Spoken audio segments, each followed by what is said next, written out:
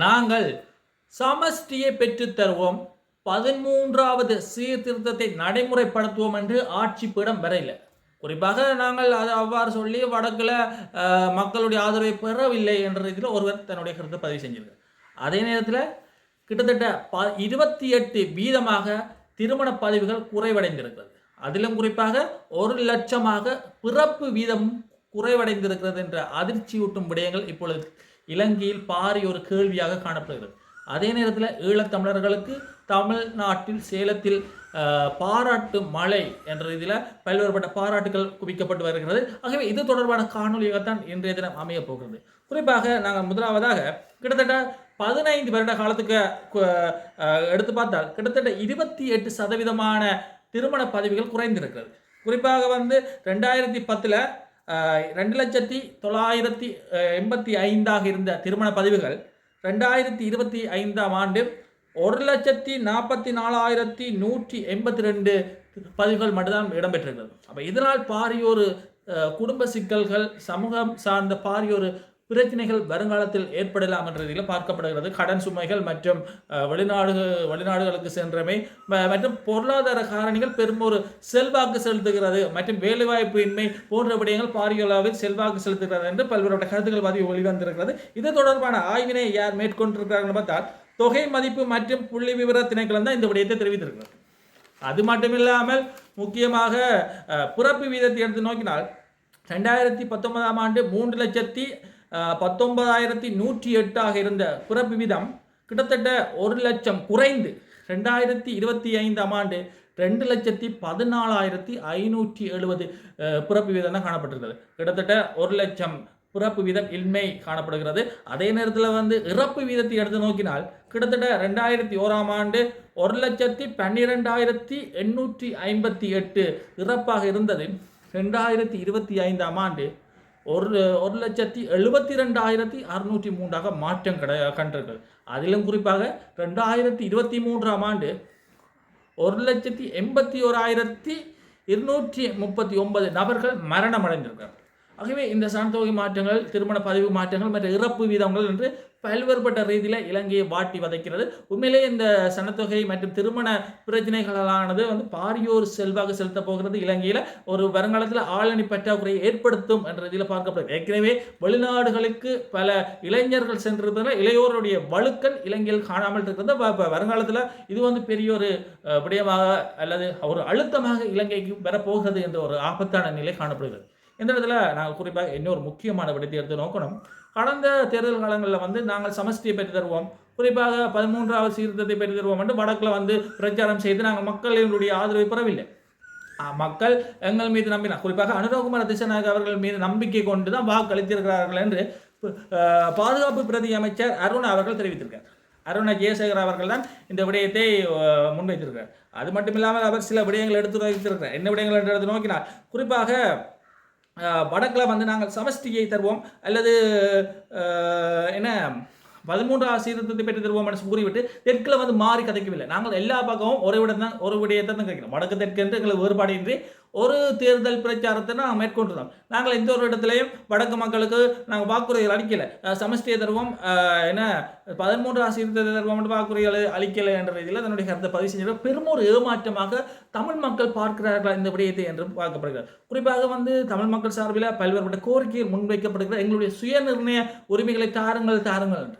அந்த சுயநிர்ணய உரிமையானது சமஷ்டியில் தான் இருக்கிறது என்று ஐயாறு கயேந்திரகுமார் தலைமையிலான அணியினர் தெரிவிக்கிறார். அதே நேரத்தில் பெரும்பாலான ஈழத்தமிழ் மக்களும் தங்களுக்கு சமஷ்டிய முறையிலான ஆட்சி அமைப்பு தான் தேவை என கருத்து தெரிவிக்கிறார்கள். அதே நேரத்தில் உதயங்கம்பம்பிள்ள மற்றும் விமல் வீரவன்ச போன்றவர்கள் அனுரகுமார திசாநாயக்க அவர்கள் நாட்டை பிளவுபடுத்த பார்க்கிறார், ஒற்றையாட்சி முறைமைக்கு முடிவு கட்ட பார்க்கிறார் என்று அவர்கள் தங்கள் சார்பான கருத்துக்களை விமர்சனங்களை அரசாங்கத்தின் மீது முன்வைத்து வருகிறார். ஆயினும் அரசாங்கத்தினுடைய உண்மையான நிலைப்பாடு இப்படி தான் காணப்படுகிறது.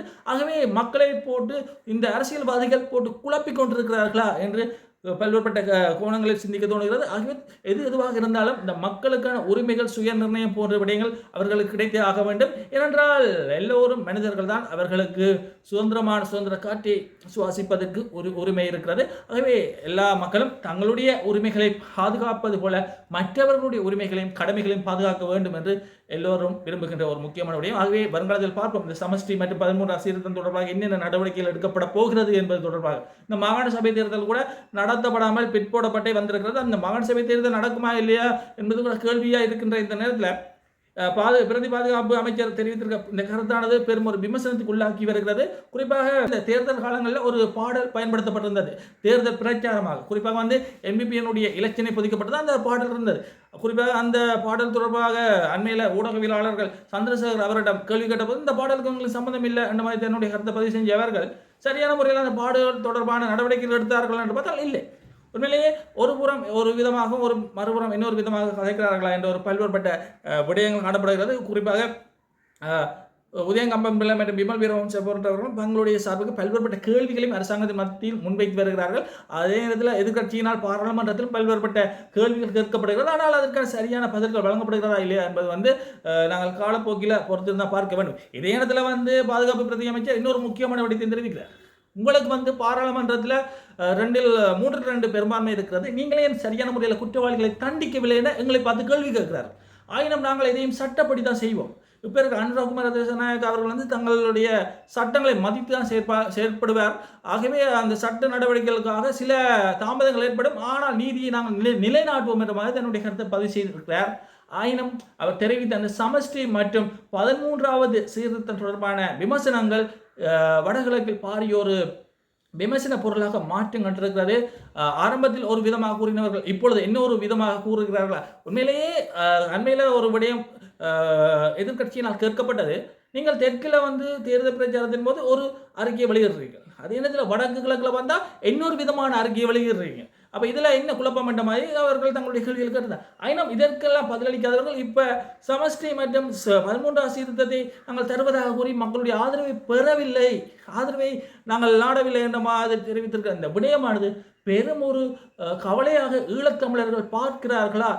MPP அரசாங்கத்துக்கு பாரிய ஒரு வாக்குகளை அளித்திருக்கிறார்கள் வடகிழக்கு மக்கள். குறிப்பாக யாழ்ப்பாண மக்கள் பெரும்பாலான வாக்குகளை அளித்திருந்தார்கள். ஏனென்றால் இவர்கள் ஒரு போராட்ட இயக்க குழுவாக இருந்து வந்ததனால் எங்களுடைய போராட்ட வரலாறுகளை அவர்கள் மதிப்பார்கள், பாதுகாப்பார்கள் என்ற எண்ணத்தில் அந்த வாக்குகளை அளித்திருக்கலாம். ஆனால் இவர்களுடைய செயற்பாடு சில இடங்களில் இவ்வாறு மாற்று விதமாக காணப்படுவதனால் பல்வேறுபட்ட சர்ச்சைகள் எழுப்பப்பட்டு வருகிறது. சில இடங்களில் நன்மைகளை செய்தாலும் சில இடங்களில் விமர்சனத்துக்குரிய சில செயற்பாடுகளை இவர்கள் செய்கிறார்களா என்ற ஒரு பாரிய விமர்சனம் எழுந்தவண்ணே காணப்படுகிறது. ஆகவே நாங்கள் தொடர்ச்சியாக பார்ப்போம் இந்த சுய நிர்ணயம் மற்றும் இந்த சமஷ்டி மற்றும் 13வது சீர்திருத்த விடயங்களை இவர்கள் எவ்வாறு கையாளப் போகிறார்கள் என்பது. அதே நேரத்தில் வடகிழக்கில் பாரிய போராட்டங்கள் நடைபெற்று வருகிறது இந்த காணி விடுவிப்பு சார்ந்து. ஆயினும் அந்த காணி விடுவிப்பு சரியான முறையில் நடைபெறுகிறதா என்பது பெரிய ஒரு கேள்வியாக காணப்படுகிறது. ஆகவே தொடர்ச்சியாக பார்ப்போம் என்னதான் நடக்கிறது, எவ்வாறு தான் இந்த சட்ட ஒழுங்கை இவர்கள் பேணப் போகிறார்கள், வருங்காலத்தில் எவ்வகையான நடவடிக்கைகளை இவர்கள் மேற்கொள்ளப் போகிறார்கள் என்பதை. இந்த இடத்துல நாங்கள் இன்னொரு முக்கியமான விடயம் பார்க்கணும். சேலத்தில் குறிப்பாக தமிழ்நாட்டில் இருக்கின்ற சேலம் என்னும் பகுதியில் தரம் 10 மற்றும் 12 பொதுத் தேர்வில் அதிக புள்ளிகளை பெற்று அல்ல சிறப்பு புள்ளிகளை பெற்றார்கள் என்ற அடிப்படையில் ஈழத்தமிழர்களுடைய பிள்ளைகளுக்கு பாராட்டு தெரிவிக்கப்பட்டிருக்கிறது. இந்த பாராட்டினை யார் தெரிவித்திருக்காங்கன்னு பார்த்தால் தமிழ்நாடு மறுவாழ்வு மக்கள் மன்றத்தின் ஏற்பாட்டில் இந்த பாராட்டு விழா பெரும் ஒரு ஆடம்பரமாக மேற்கொள்ளப்பட்டிருக்கிறது. ஈழத்தமிழர்கள் தமிழ்நாட்டில் அகதியாக வாழ்கிறார்கள், அவர்களுக்கான உரிமைகளை தமிழ்நாட்டில் நாங்கள் பெற்றுக் கொடுக்க வேண்டும் என்று நாம் தமிழர் கட்சி தலைவர் சீமான் அவர்கள் அடிக்கடி குரல் கொடுத்து வருகிறார். இவ்வாறு பல்வேறுபட்ட குரல்களுக்கு மத்தியில் இவ்வாறான பாராட்டு விழாக்களும் நடைபெற்று வருகிறது. உண்மையிலே மகிழ்ச்சி அளிக்கிறது. தொப்பல் கோடி சொந்தங்கள் ஈழத்தமிழர்களை கைவிடவில்லை. அவர்கள் வருங்காலத்தில் அவர்களும் இவர்கள் இணைந்து பாரியோரு சங்கமம் ஏற்படும் என்ற ரீதியில் பல்வேறுபட்டவர்கள் தங்களுடைய கருத்துக்களை நிலைநாட்டி வருகிறார்கள். ஆகவே தொடர்ச்சியாக பார்ப்போம். இந்த தொப்புள் கொடி சொந்தங்கள் இந்த மீனவர் பிரச்சனை சார்ந்து பல்வேறுபட்ட இடங்களில் முரண்பாடு ஏற்பட்டு வருகிறது.